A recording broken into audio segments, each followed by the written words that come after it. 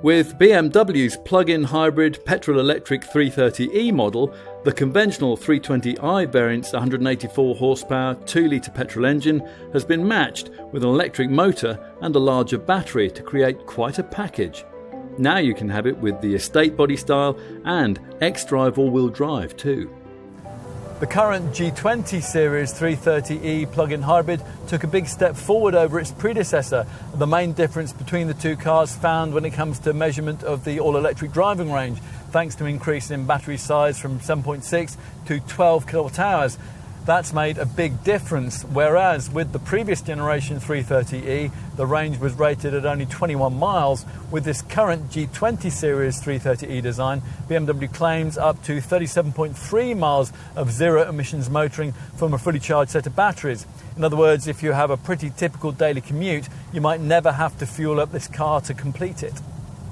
As you might expect, this kind of cleverness comes courtesy of a very advanced power plant indeed. In this case, a combination of the 184 bhp 2-litre petrol unit from the 320i mated to an electric motor incorporating an extra boost function.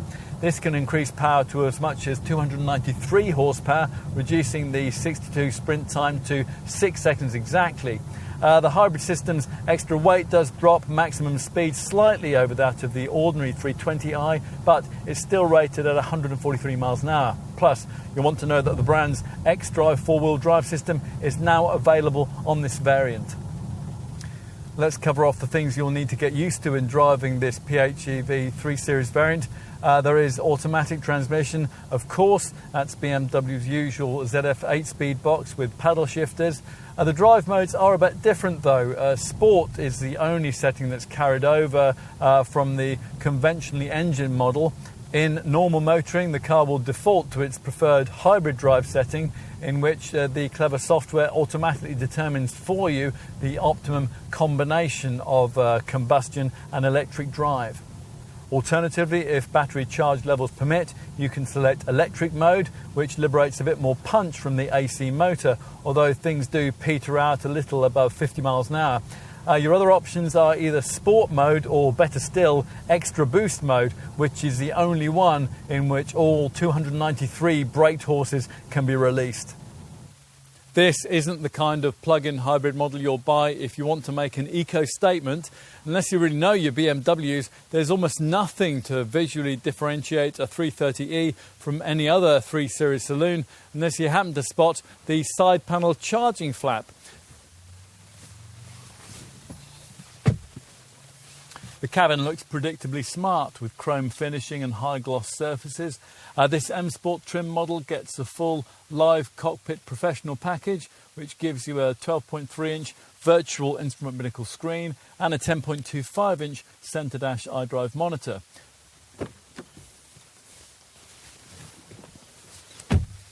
There's a respectable amount of rear legroom for what is a manageably sized car. There's certainly more room to stretch out here than was the case with the previous F30 generation 330e model. And out back, well, the 330e Saloon's luggage bay measures 375 litres. That's 105 litres down on a conventional 4-door 3 Series model. This Touring Estate 330e has a 410 litre boot, and that's extendable to 1420 litres. That's 90 litres down on a conventionally engined 3 Series Touring model.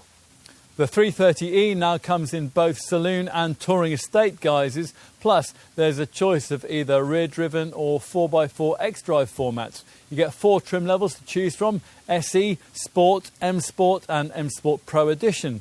Prices start at around £40,000 and rise to around £50,000. Despite the fact that these days there's no longer the government contribution towards purchase price, which undoubtedly helped to boost sales of earlier versions of the old F30 Series 330e, BMW still reckons that this plug-in derivative will be a strong seller. The installation of a more capable 12 kilowatt-hour lithium-ion high-voltage battery has nearly doubled the potential electric driving range to as much as 37.3 miles. And it's increased the all-electric top speed potential to 68 miles an hour. Charging time for the 12 kilowatt hour battery is around 2.5 hours from a conventional 7 kilowatt garage wall box or a plug-in public charge point. Hook up to a domestic 3-pin socket and the charging time will be just under 5.5 hours.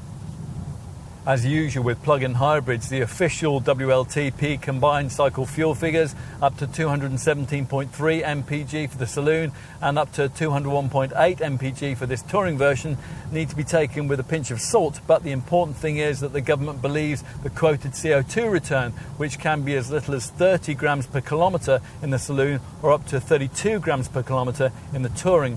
Either way, this means a super low benefiting-kind taxation rating of 10%.